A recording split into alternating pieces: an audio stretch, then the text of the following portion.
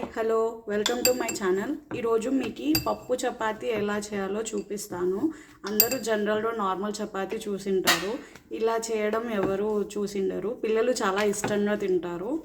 ఎలా చేయాలో చూద్దాం.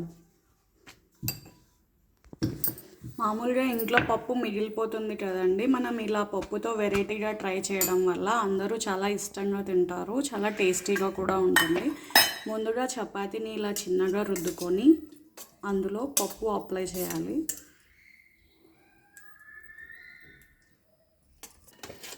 ఇలా పప్పు అప్లై చేశాక దాని మీద కారం పప్పుల పొడి చల్లుకొని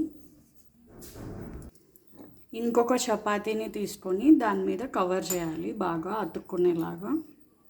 ఇలా ప్రెస్ చేస్తూ నెమ్మదిగా కవర్ చేసుకోవాలి. ఇప్పుడు దీన్ని కాలుద్దామండి ఆయిల్ వేసి. ఆయిల్ ఇలా స్ప్రెడ్ చేసుకుంటే బాగా అన్ని వైపులా మనకి స్ప్రెడ్ అవుతుంది, బాగా కాలుతుంది చపాతీ అనేది. మళ్ళీ ఫ్లిప్ చేశాక మళ్ళీ ఆయిల్ అప్లై చేసుకోండి.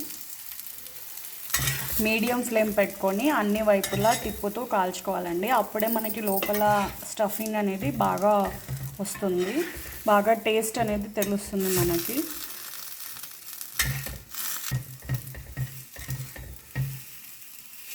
మీరు హై ఫ్లేమ్లో పెట్టి కాల్చేస్తే అంత టేస్ట్ ఉండదు. మీడియం ఫ్లేమ్లో పెట్టి అన్ని వైపులా కాల్చుకుంటూ ఉండాలండి.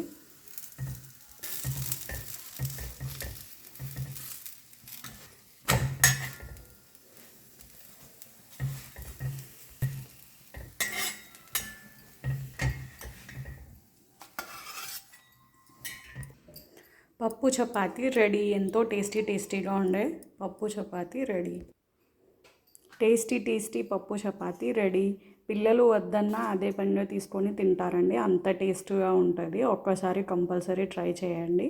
Thank you for watching. Please subscribe to my channel.